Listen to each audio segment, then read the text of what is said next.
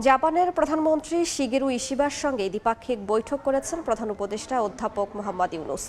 সকালে দেশটির প্রধানমন্ত্রীর কার্যালয়ে দুই দেশের প্রতিনিধি দলের মধ্যে এই বৈঠক অনুষ্ঠিত হয়। বৈঠকের আগে জাপানের প্রধানমন্ত্রীর কার্যালয়ে প্রধান উপদেষ্টাকে দেয়া হয় লাল গালিচা সংবর্ধনা এবং গার্ড অব অনার। বৈঠকে বাংলাদেশ ও জাপানের মধ্যকার কৌশলগত বিভিন্ন দ্বিপাক্ষিক বিষয়, বাণিজ্য এবং বিনিয়োগ বৃদ্ধি নিয়ে আলোচনা হয়। বৈঠক শেষে উপ প্রেস সচিব আবুল কালাম আজাদ জানান, বৈঠকে ৬টি সমঝোতা স্মারক সই হয়েছে।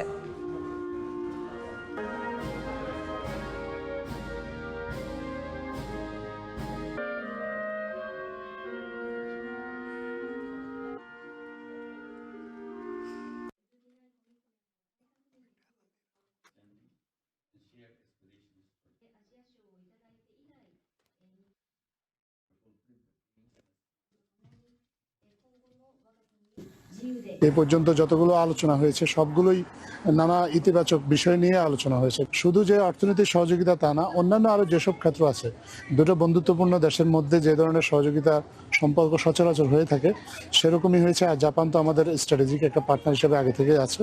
সো আজকেও আলোচনায় সেটা জাপানের প্রধানমন্ত্রী উল্লেখ করেছেন।